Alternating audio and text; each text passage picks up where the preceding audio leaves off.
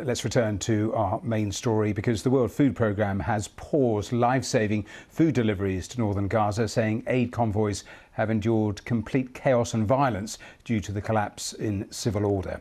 The Israeli military ordered 1.1 million Palestinian civilians to evacuate northern Gaza and seek shelter in the south at the start of its ground offensive in October. Last month, the UN Agency for Palestinian Refugees, UNRWA, said at least 300,000 people who remained in the area depended on its assistance for their survival. Aid deliveries to the north since the ground offensive have been scarce and dependent on security clearances from the Israeli military. Well, let's speak now to Matthew Hollingworth, who's a representative for the World Food Programme, live in Jerusalem. Matthew, thank you so much for being here on the programme. So just explain for us in a little more detail why you've taken that decision to pause food deliveries to the north. So thank you, Matthew. And I mean, first of all, it is a pause. It's not a permanent suspension. This is temporary in nature. We need to fix a couple of problems that we were facing and have faced this week in the two convoys we did get to Gaza City. The two convoys came up with two big concerns. First of all, and most importantly, when we did get into Gaza City, unfortunately, people came under fire as they were receiving assistance. You don't really ever imagine that people can be so desperate, so hungry, and so fearful of their own family's health that they're willing to run into machine gun fire to receive food assistance. But that's what we experienced when we got into Gaza City on Sunday and Monday of this week.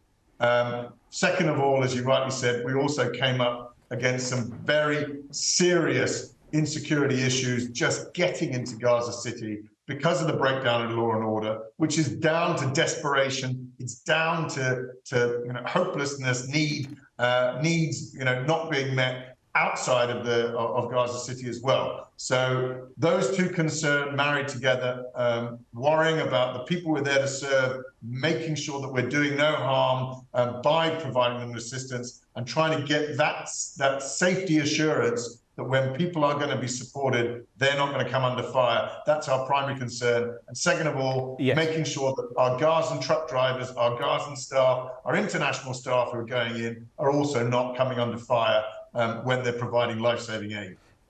Two things in this question. Tell me more about the need in terms of what you've witnessed in the north, and how distressing is it as a humanitarian to have to pause humanitarian efforts? I mean, the needs in Gaza City are phenomenal.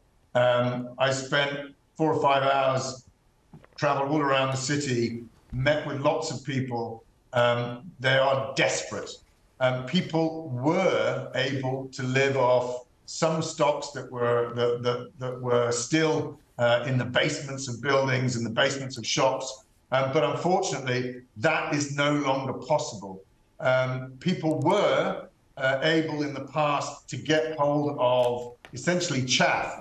It was animal feed, and they were using that animal feed to make very basic flour to make bread. That ran out a week ago. So people are absolutely desperate for assistance, for food assistance. What we've been able to bring in so far is a drop in the ocean. What we need to be doing is sending in 30 trucks every single day, consistently, regularly, without pause. People need confidence and trust that humanitarian assistance will get to them. And they also need to know that when it does, they're not going to come under fire. They're going to be protected. They're going to be safe. None of that exists yet. That's what we're negotiating to resolve. Once that's done, the pause will end, and we will be back trying to pump as much food, flood food into a place where famine is knocking at people's doors. A final quick question. You end by saying famine is knocking at people's doors, particularly in children, because more stats on that released by your organisation in the last 24 hours. And you must also be watching what is happening around Rafah with increasing alarm. Look, we're talking about a very small area, 140 square miles. There is no safe area across the entirety of the Gaza Strip. People are in desperate need throughout the whole of the Strip. But when you look at the level of deprivation in Gaza City, it is phenomenal. As you rightly said, we came out with a joint report with the World Health Organization and UNICEF earlier this week that showed that in a very short period of time, children are facing emergency levels of malnutrition, and that should worry us all. When you add to that the fear factor on what will happen next in Rafah, potentially 1 million more people displaced yet again, people who've already been displaced, already lost their homes, and been pushed around parts of the Strip seeking shelter and safety, and may have to do it again. It's an extremely worrying period. Rafah, as well as our main entry point into the Strip, it's the artery for all aid that's going in, which has already been hampered in the last week because of protests and violence on the corridor where we bring trucks into the Gaza Strip. Things need to change. We need more entry points into the Gaza Strip. We need guarantees of safety that when we can get aid in, it can travel around safely. And we desperately need to ensure that when we're serving people, those people don't actually face more harm and more violence through the provision of aid. They need safe aid drop zones where when we provide the aid, they can receive it and take it home to their families. Matthew Hollingworth, we have to leave it there, but thanks for talking to us here on Verified Live. We're grateful for your time.